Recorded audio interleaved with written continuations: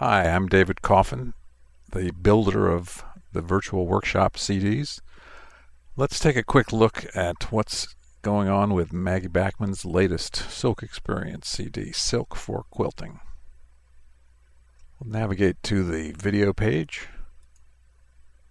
and let's just take a quick look at these. So I want to talk about lightweight, medium, and heavy silks.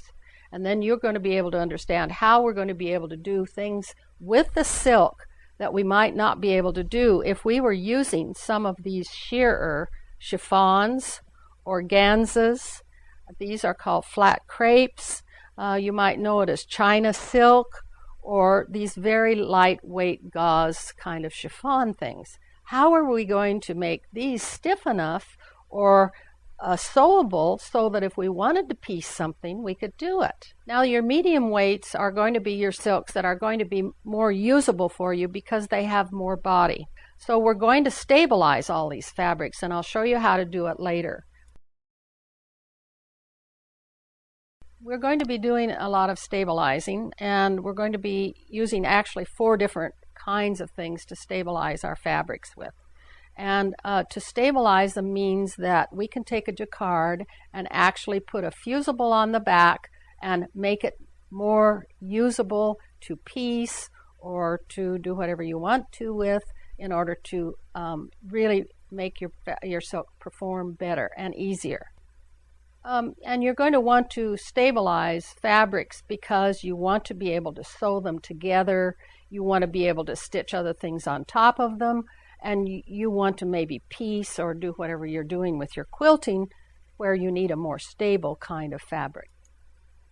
And then I just want to show you what a difference it makes once we get that off and how we've stabilized this beautiful piece of jacquard. This is a wedding jacquard. It's still going to have a lot of give to it, and it's still going to have a lot of drape.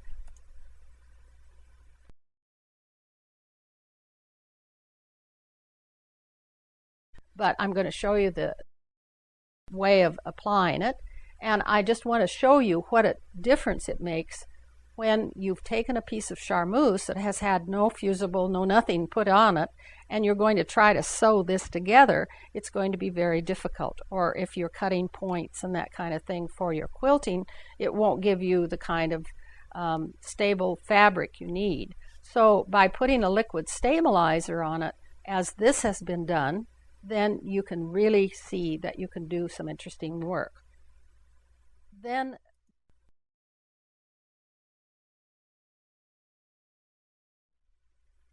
And it's a paper that has a slight plastic coating on one side, as you can see.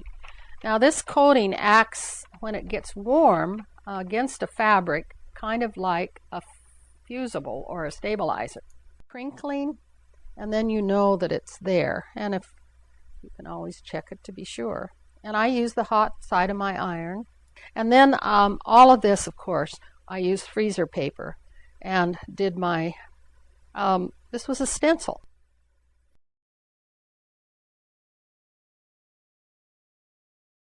Padding. So this has a lot of uses. And we're very excited about it because it's a brand new product. Okay, we can cut it very easily on your cutter, just like you would any other piece of fabric. So that means you're going to be able to divide it. It comes in huge, big sizes. It comes all the way up to 120 by 120. And we have dyed it. And so in essence, it can act as a fabric of its own. It's almost like the fleeces that you're seeing on the market now. Although this looks like an applique, this really is not. And I'm going to show you what we're doing in order to get that effect. And we're doing it with the silks, the silk thread, and the silk batting. This is how I've done this whole thing. I've just continued to do a little dab here, and maybe I'll mix the two together and cover up some of that a little bit. Maybe go ahead and get that point done. I don't want to put too much dye because it'll spread. Now, I don't know if you can see it with the camera, David, but can you see this edge that's the water? what happens is the dye goes into the fabric and goes to the back. You can actually see it's gone to some of the thread. And then that's absorbed the dye. And then what was left over was water. So that. And the best passing thread in the world is filament silk thread. And I highly recommend you use it because it works very fast, very easily. Now, I am not a professional quilter, but I can certainly maneuver better with a good silk thread. It makes a lot of difference. So let's take a quick swing through the remaining pages here. I think the easiest way is just to park your cursor over the window and use your scroll wheel on your mouse if you have one. So here's the supply list, all the equipment you need, including stuff you will find around the home and then stuff that you may want to buy. And so here are the source links for all of that. Every one of these purple text items is an active link, which will take you directly to a website if you're connected to the internet. Then we have the text section. So Maggie goes over all the terms and definitions of things she may be mentioning on the videos and answers a lot of frequently asked questions.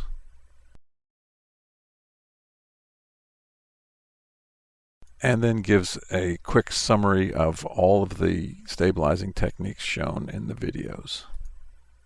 Finally, we get to another video. Let's take a quick look. Wonderful examples that Maggie has collected of her own work and those of artists she's met. Beautiful stuff, lots of great information. And then finally, we'll go to the last page and where you'll see that the tech support links. Click here, send me an email. Thanks for watching, and I hope you'll enjoy Silk for Quilting.